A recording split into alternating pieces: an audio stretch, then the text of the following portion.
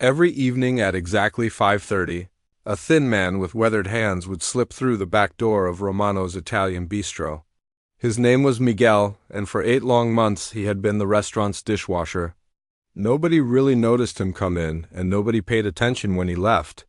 He was like a shadow that moved through the kitchen, cleaning plate after plate while the world buzzed around him. Miguel was 34 years old, but his hands looked much older. They were rough and cracked from months of hot water and strong soap. These same hands used to create beautiful music, but now they only knew the rhythm of scrubbing and washing. He spoke very little English, just enough to understand when someone needed clean plates or when his shift was over. Most days he worked in complete silence. The kitchen at Romano's was always busy. Cooks shouted orders, servers rushed in and out with trays, and pots clanged against the stove. But Miguel stayed in his corner by the big steel sinks, washing dishes like a machine. The other workers walked past him as if he wasn't there. They didn't mean to be cruel, they just never thought to look. To them, he was just part of the kitchen equipment, like the dishwasher machine or the steel counters. Frank Romano owned the restaurant. He was a good man who worked hard to keep his business running. Frank knew Miguel's name and always said hello, but he never had time for real conversations. Frank saw Miguel as a reliable worker who never caused problems, never called in sick, and always did his job well. What Frank didn't know was the incredible story behind those quiet, tired eyes. Miguel had a secret that would have shocked everyone in that restaurant. Back in Guatemala, he wasn't a dishwasher at all. He was the main piano player for the Guatemala City Symphony Orchestra. For 12 years, he had performed in beautiful concert halls filled with hundreds of people. He had played music by famous composers like Mozart, Beethoven, and Chopin.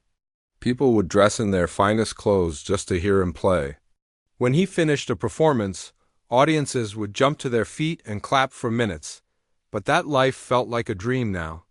3 years ago, things in Guatemala became very dangerous. Miguel's family needed safety, and America seemed like the only answer. He had sold everything he owned, including his beloved piano, to pay for the dangerous journey north. He carried nothing with him except the music in his memory and the hope for a better life. When Miguel first arrived in America, he tried to find work as a musician. He went to music schools, concert halls, and even restaurants that had piano players. But everywhere he went, people looked at his accent and his simple clothes and turned him away. They wanted to see certificates and letters of recommendation. They wanted him to know the right people and speak perfect English. Miguel had incredible talent, but he had no connections and no proof of his past life. So he took whatever work he could find. First, he cleaned office buildings at night. Then he worked in a grocery store, stocking shelves and carrying heavy boxes. Finally, he found the job at Romano's. It wasn't the life he had dreamed of, but it paid enough to survive. Every day he told himself that things would get better, that somehow his music would matter again. The hardest part wasn't the physical work or the long hours. The hardest part was being invisible. Miguel remembered what it felt like to walk onto a stage and feel hundreds of eyes watching him with excitement. He remembered the respect in people's voices when they talked to him. Now people looked right through him. He was just another immigrant worker, struggling to get by. At Romano's, there was an old piano sitting in the corner of the main dining room. It was a beautiful upright piano with dark wood and ivory keys. Frank had bought it 2 years earlier when he renovated the restaurant. He thought live music would make the place feel more special, more romantic. But Frank never found the right musician to play it. After a few months, he gave up looking.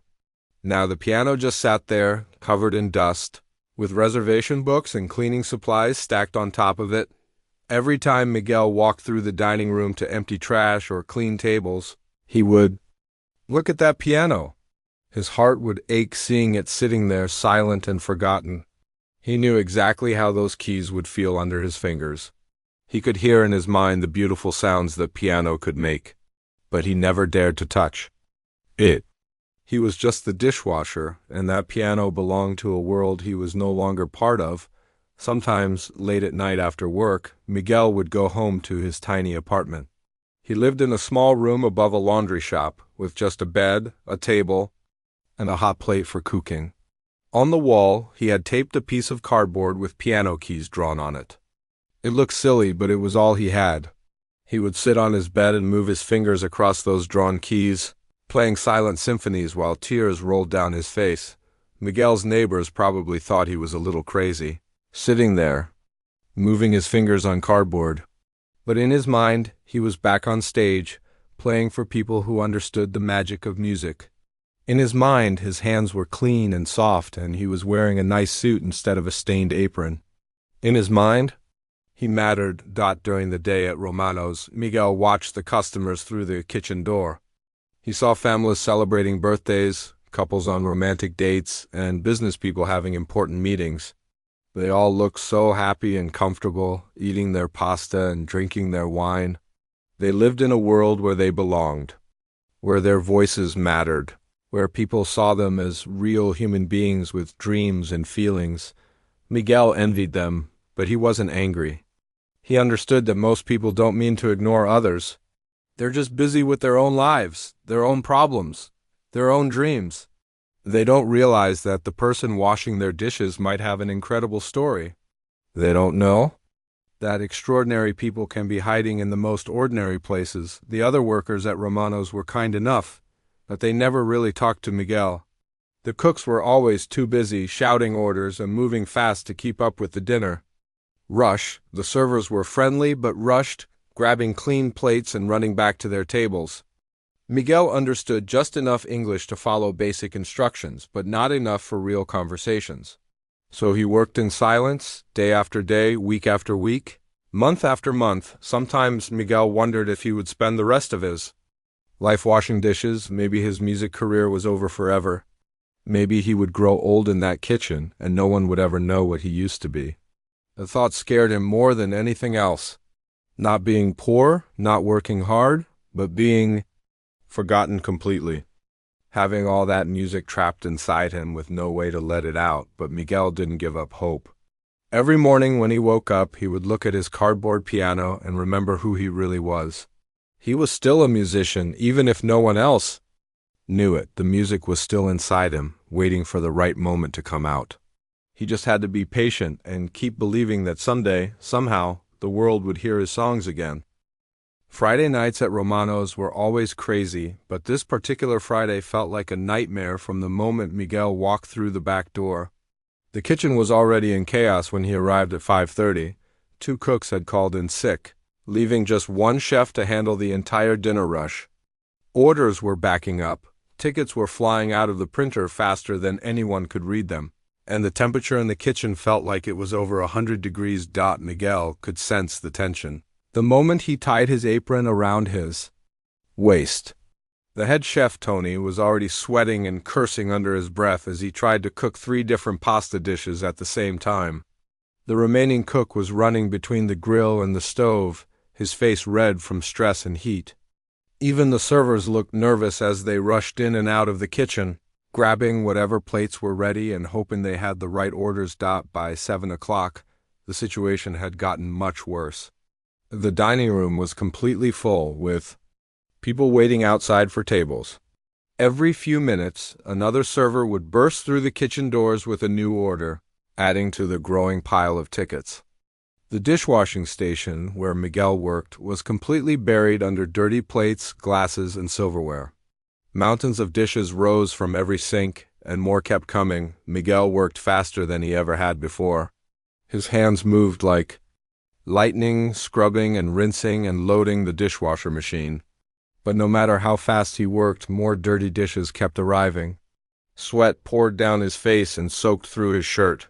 His back ached from bending over the sinks, and his hands were getting raw from the hot water and harsh soap. The chemical smell from the cleaning products made his eyes water and his throat burn. The worst part wasn't the physical pain, though. The worst part was how everyone treated him when they were stressed. Usually people just ignored Miguel, but when things got crazy, they actually got angry at him. Servers would slam down dirty plates and snap at him to hurry up. The chef would yell at him to move faster, to get out of the way, to bring clean plates immediately. Everyone was taking their frustration out on the quiet dishwasher who couldn't fight back. Around 8:30, Miguel's breaking point came closer. A server named Rita rushed into the kitchen almost in tears. She had been working at Romano's for 3 years and was usually calm and professional, but tonight she looked defeated. A customer at table 12 had been giving her trouble all evening, complaining about everything from the bread to the temperature of his soup. Now he was furious because his pasta was taking too long. Miguel watched through the kitchen door as Rita approached the angry customer's table. The man was middle-aged, wearing an expensive suit, and clearly thought he was more important than everyone else in the restaurant. When Rita politely explained that the kitchen was running behind, the man exploded. His voice got so loud that other customers stopped eating to watch the scene. "This is completely unacceptable," the man shouted, loud enough for the whole restaurant to hear. "I've been waiting 45 minutes for my food. What kind of place are you running here? This is the worst service I've ever experienced in my life." Rita tried to apologize and explain, but the man wouldn't listen. He kept yelling, calling her incompetent and demanding to speak to the manager. His face was red with anger and he was waving his hands dramatically. Other customers looked embarrassed for both Rita and themselves, but nobody said anything to help her. Miguel felt his heart break as he watched Rita's face crumble. She was trying so hard not to cry, but her eyes were filling with tears. This was a good person who worked hard every day, and now she was being humiliated in front of a room full of strangers.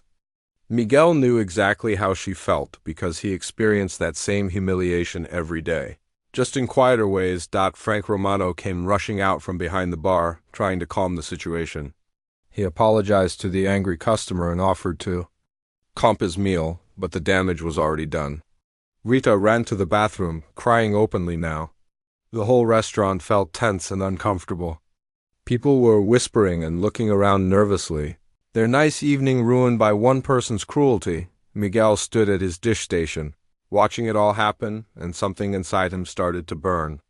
Not with anger exactly, but with a deep, aching sadness for all the invisible people in the world. People like Rita, who worked hard but got treated badly. People like himself, who had dreams and talents but got looked down on because of their jobs or their accents or their circumstances. During his break at 9 o'clock, Miguel couldn't stay in the kitchen anymore. The walls felt like they were closing in on him, and the stress was making it hard to breathe. He needed air, needed space, needed to get away from the chaos for just a few minutes. So he walked into the dining room, something he almost never did during his break. The restaurant was still packed, but the angry customer had finally left. People were trying to enjoy their meals again, but there was still an uncomfortable feeling in the air. Miguel walked slowly through the dining room, past tables of well-dressed customers who didn't even notice him. To them, he was just another worker, maybe there to clean tables or refill water glasses without really thinking about it. Miguel found himself standing next to the old piano in the corner. It looked even more forgotten than usual tonight, with reservation books piled high on its bench and the layer of dust covering its dark wood surface. Someone had even set a tray of dirty glasses on top of it, like it was just another piece of furniture. Miguel stared at that piano and felt 8 months of frustration and sadness wash over him. Here was this beautiful instrument, capable of creating magic, and it was being used as a storage shelf. Just like him, it had incredible potential that nobody recognized or cared about. They were both invisible, both forgotten, both treated like they didn't matter. As he stood there, Miguel could hear the piano calling to him. Not literally, of course, but something deep inside his soul recognized its presence. His fingers started to twitch slightly, remembering the feeling of keys beneath them.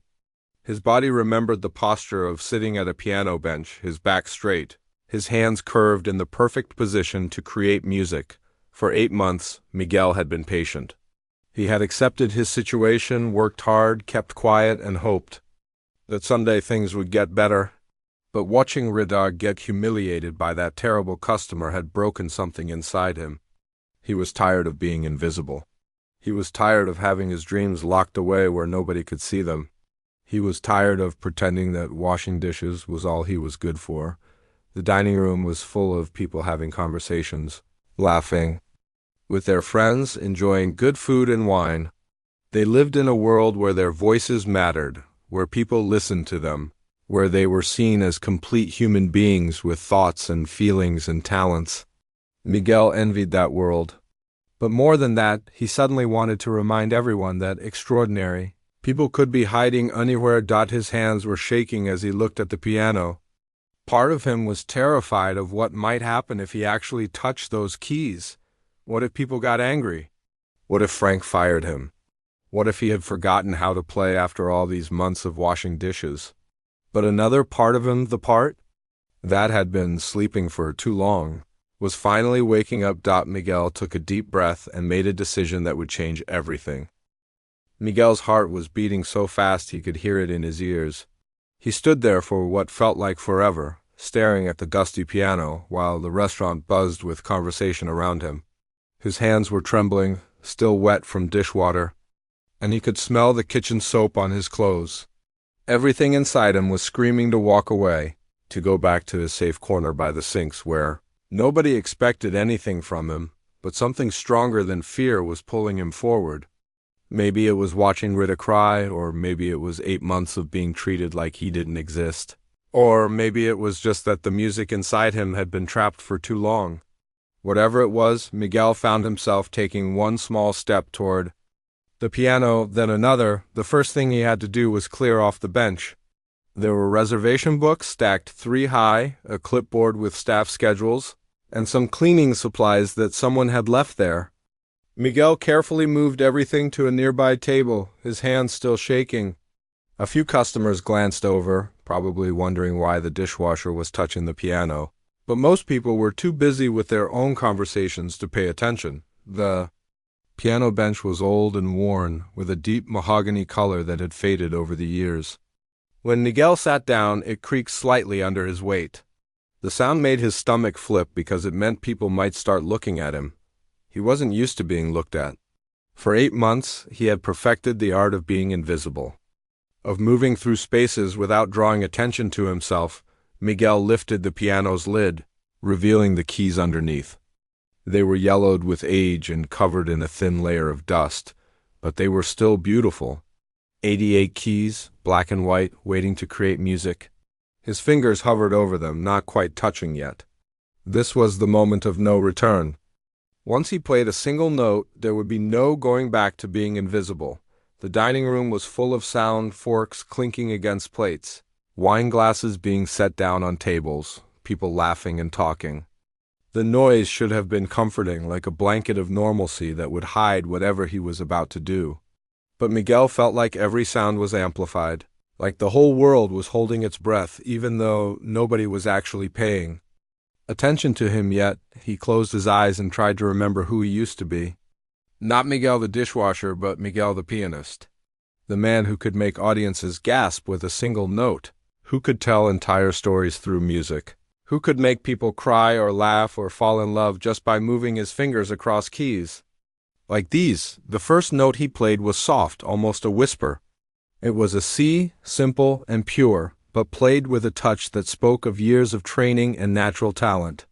The sound floated through the restaurant like a drop of water in a still pond, creating ripples that most people didn't even notice at first, but Miguel noticed. That single note reminded his hands of what they were meant to do. His fingers found the next note, then the next, and slowly, carefully, he began to play the opening of Clair de Lune by Debussy.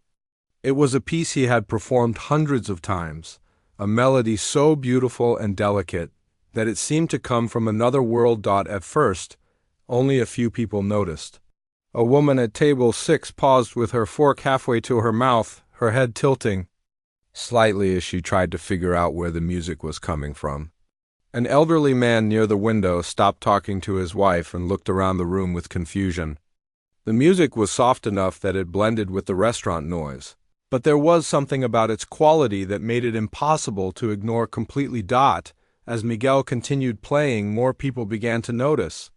The melody grew slightly louder, not because Miguel was playing harder, but because his confidence was returning. His posture straightened, his shoulders relaxed, and his hands began to remember movements they hadn't made in almost 3 years.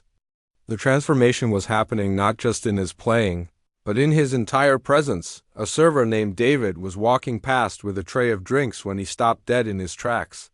He had walked past that piano thousands of times in the 2 years. He had worked at Romano's and it had never made a sound. Now it was producing music that sounded like it belonged in a concert hall, not a neighborhood Italian restaurant. David set his tray down on the nearest table and turned to stare at the piano. That's when other people started to really listen. Conversations began to quiet down as the beautiful melody filled the room. It wasn't demanding attention like a loud performance would be. Instead, it was gentle and inviting, like a friend whispering a secret. People found themselves putting down their forks and wine glasses, not because they felt they had to, but because they wanted to hear every note. Miguel was completely lost in the music now. His eyes were still closed, and in his mind he wasn't in Romano's Italian bistro anymore. He was back in Guatemala City, sitting at his beloved Steinway grand piano in the concert hall. He could feel the stage lights on his face and sense the hundreds of people in the audience, all listening with respect and appreciation. For the first time in almost 3 years, Miguel felt like himself again. The melody of Clair de Lune is like a story told in music.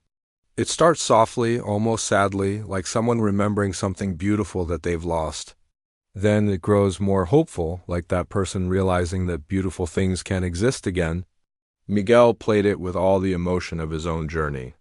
The sadness of leaving everything behind, the loneliness of being invisible, and now, finally, the hope of being seen again. More and more people were stopping their conversations to listen.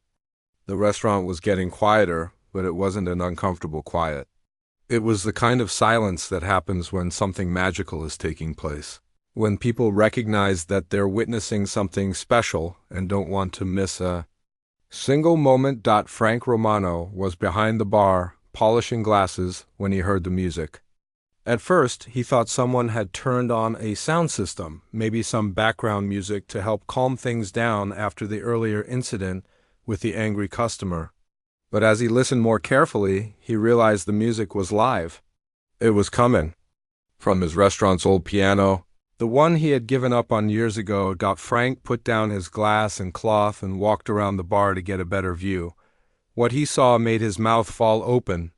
There, sitting at the piano in his dishwasher's apron, was Miguel, the quiet man who barely spoke English, who had never caused any trouble, who Frank had never really gotten to know, was playing like a professional musician. The music was building now, reaching the most beautiful part of Clair de Lune. Miguel's hands moved across the keys with incredible skill and grace. Every note was perfect. Every phrase was shaped with the kind of artistry that takes decades to develop. This wasn't someone who had learned to play piano as a hobby. This was someone who had dedicated his life to music. People throughout the restaurant were now openly staring. Some had their phones out, but most were too captivated to think about recording. They were witnessing something they would remember for the rest of their lives, the moment when an invisible person became visible, when hidden talent was revealed, when the ordinary became extraordinary. Miguel felt the attention even with his eyes closed. He could sense that the room had changed, that people were listening to him with the kind of respect he had almost forgotten existed. It was terrifying and wonderful at the same time. Part of him wanted to stop playing and run back to the safety of his dish station, but the music wouldn't let him stop. It had been trapped inside him for too long, and now it demanded to be heard. As the final notes of Clair de Lune faded into silence, something incredible happened. The entire restaurant erupted in applause. Not polite clapping, but thunderous, standing ovation applause that shook the walls. People jumped to their feet, so fast that chairs scraped against the floor and wine glasses rattled on tables. The sound was deafening, overwhelming, and completely unexpected. Miguel opened his eyes slowly, as if waking up from a beautiful dream. What he saw made his heart stop. Every single person in the restaurant was standing and clapping for him. Customers, servers, even the cook had come out of the kitchen and was applauding with tears in his eyes. The same people who had looked right through him for 8 months, were now giving him the kind of standing ovation he hadn't received since his last concert in Guatemala. Some people were crying openly. An elderly woman near the front had tears streaming down her cheeks as she clapped. A young couple at table 10 was holding each other, both of them emotional from the beautiful music they had just witnessed.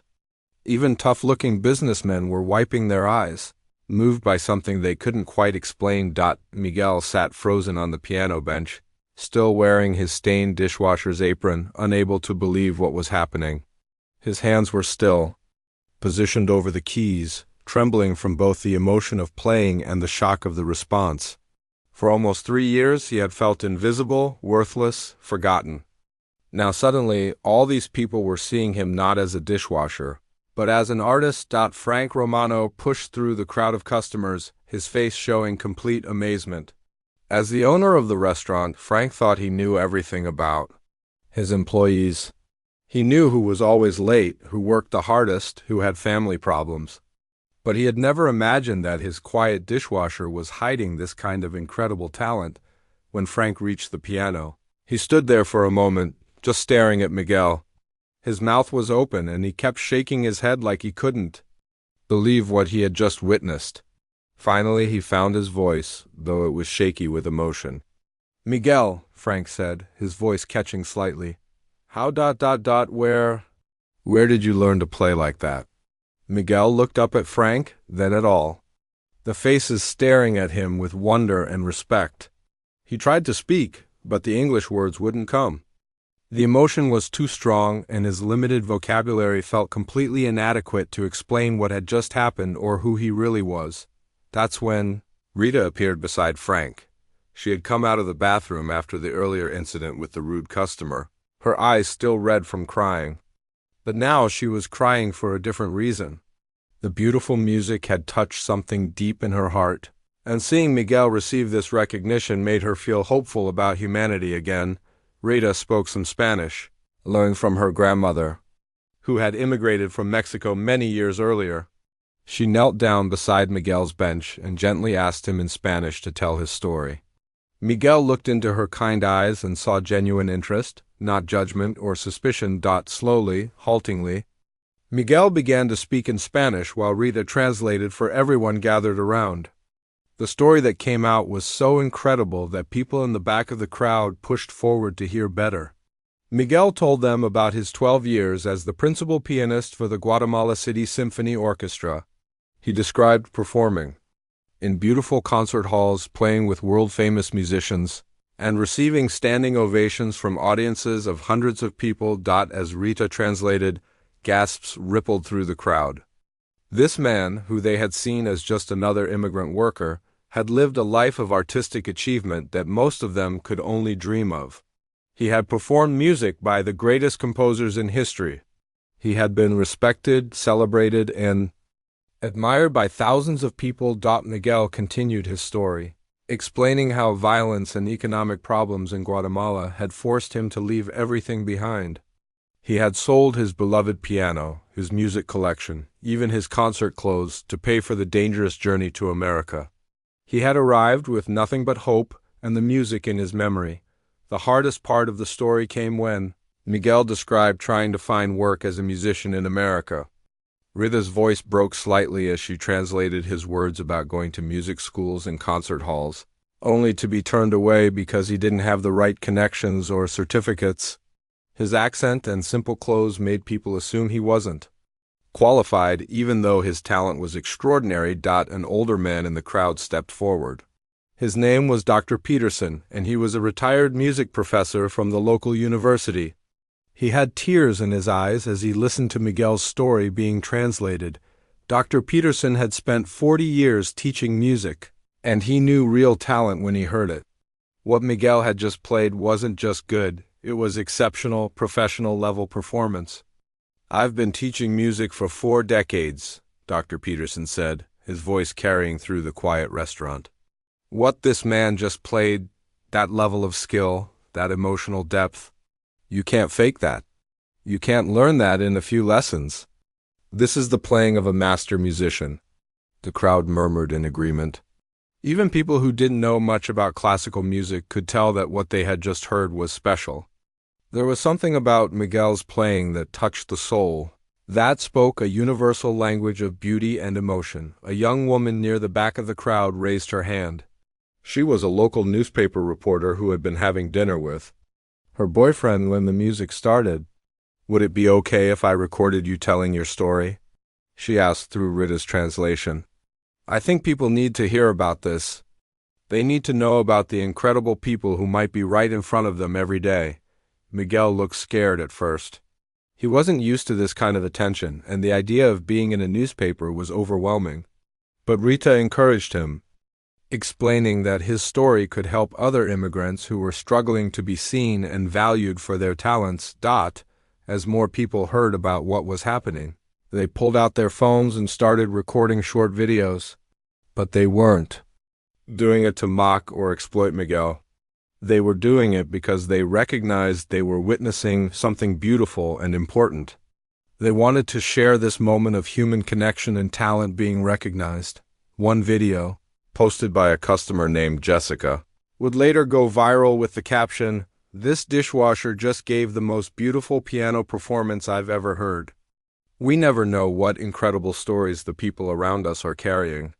Within hours, the video had thousands of views and hundreds of comments from people sharing their own stories of hidden talents and dreams. But in that moment, in Romano's restaurant, it wasn't about social media or viral videos.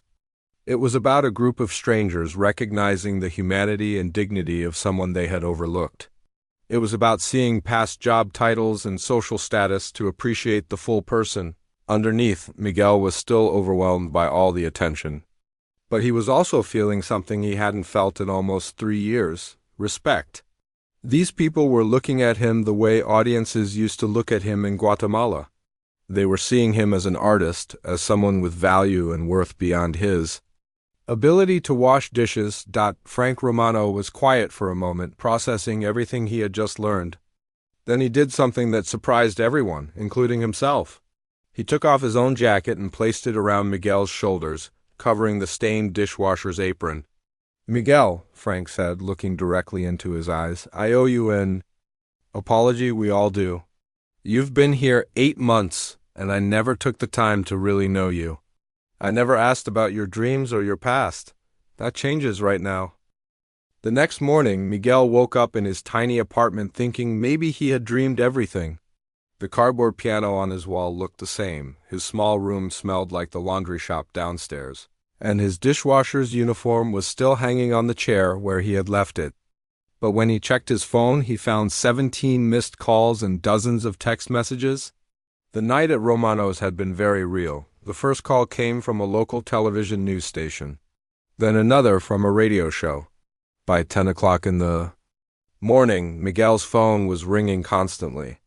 The videos from the restaurant had spread across social media faster than anyone could have imagined. People were sharing the story with captions like, "Never judge someone by their job," and "Hidden talent revealed."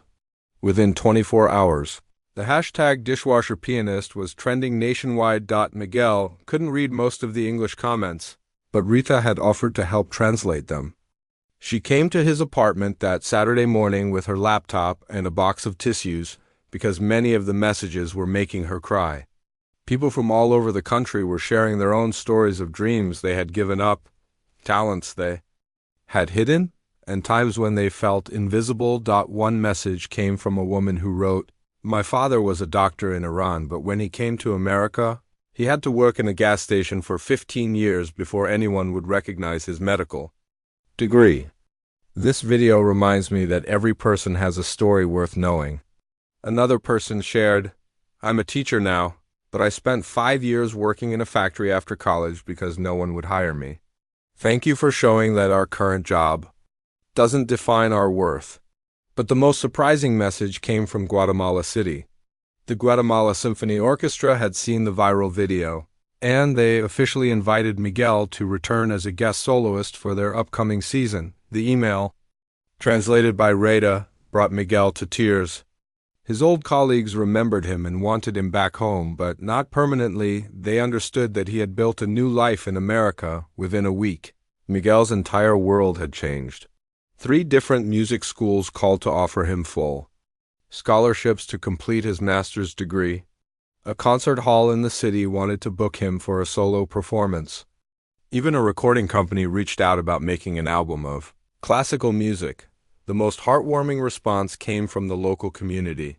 Dr. Peterson, the retired music professor who had spoken up that night at Romano's, started organizing piano students to study with Miguel. Within 2 weeks, Miguel had 12 students ranging from 6-year-old beginners to adult learners who had always dreamed of playing piano. Teaching felt natural to Miguel, almost as natural as performing. He discovered that he loved sharing his knowledge and watching other people discover the joy of making music. His students didn't care about his accent or his simple clothes. They only cared about learning from someone who truly understood the magic of music. But perhaps the biggest change happened at Romano's itself. Frank Romano felt deeply ashamed that he had worked alongside Miguel for 8 months without ever really knowing him. That shame turned into determination to do better, not just with Miguel, but with all his employees. Frank started having monthly dinners where all the staff could share their stories, their dreams, and their backgrounds. He learned that David, one of his servers, was working his way through law school. Another server, Lisa, was an artist who painted beautiful landscapes in her free time. The cook, Tony, had been a chef at a fancy restaurant in Italy before moving to America to be closer to his grandchildren. These conversations changed everything about how the restaurant operated. Frank realized that when people feel valued as complete human beings, they work better, treat customers better, and create a more positive environment for everyone. The staff started supporting each other's dreams, covering shifts so someone could attend classes or art shows. Miguel agreed to play piano at Romano's twice a week, but not as the dishwasher anymore. Frank insisted on hiring him as the restaurant's official pianist, paying him well for his musical talent. Miguel still helped in the kitchen sometimes, not because he had to, but because he had grown to love the team at Romano's. They had become like family to him. The piano performances at Romano's became legendary in the neighborhood. People would make reservations weeks in advance just to hear Miguel play. But it wasn't just about the music, it was about the story. Customers would bring their friends and family to hear about the dishwasher who turned out to be a concert pianist. Parents would point Miguel out to their children and say, "Remember, every person you meet might have an incredible story." Miguel used his newfound fame to help other immigrants in similar situations. He started a program called Hidden Talents that connected immigrant professionals with opportunities to use their skills. A doctor from Syria got help getting his medical license recognized. An engineer from Venezuela found work at a tech company. A teacher from El Salvador got certified to teach in American schools. The program grew because Miguel's story had opened people's eyes to a simple truth. Incredible talent and knowledge existed all around them, often in the most unexpected places. The man fixing their car might have been a university professor in his home country. The woman cleaning their office might be a skilled nurse. The teenager bagging their groceries might be a brilliant artist. Miguel's life now was busier than he had ever imagined. Between teaching piano lessons, performing at concerts, and working with his talent program, he barely had time to sleep. But it was the good kind of busy, the kind that comes from doing work that matters and being valued for who you really are. The most meaningful moment came 6 months after that night at Romano's. Miguel was performing at a concert hall downtown, wearing a beautiful black suit and sitting at a gorgeous grand piano. The audience was full of people who had paid good money to hear him play, people who respected his talent and understood his artistry. In the front row sat the entire staff. From Romano's, Frank, Rita, David, Lisa, Tony, and even some of the regular customers who had been there that magical Friday night. They were all dressed up and beaming with pride, like a family watching their son graduate from college. Before Miguel started playing, he stood up and spoke to the audience in his still accented but much improved English. 6 months ago, I was invisible, he said. I worked every day, but nobody saw me as a complete person. Then one night, beautiful people at Romano's restaurant gave me a chance to show who I really was. They reminded me that music is meant to be shared, that talent is meant to bring people together. He sat down at the piano and began to play Clair de Lune, the same piece that had changed his life. But this time, it sounded different. It still carried the sadness of loss and struggle, but now it also carried hope, gratitude, and the joy of being truly seen. In the audience, people weren't just listening to beautiful music. They were thinking about the people in their own lives, the cashier at the grocery store, the janitor at their office, the server at their favorite restaurant. They were wondering what incredible stories those people might be carrying, what talents they might be hiding, what dreams they might have given up. Miguel's story had become bigger than just one man's journey from invisibility to recognition. It had become a reminder that extraordinary people are everywhere, waiting for someone to see past their circumstances and recognize their humanity. All it takes is someone willing to look, to listen, and to believe that every person deserves to be seen for who they really are.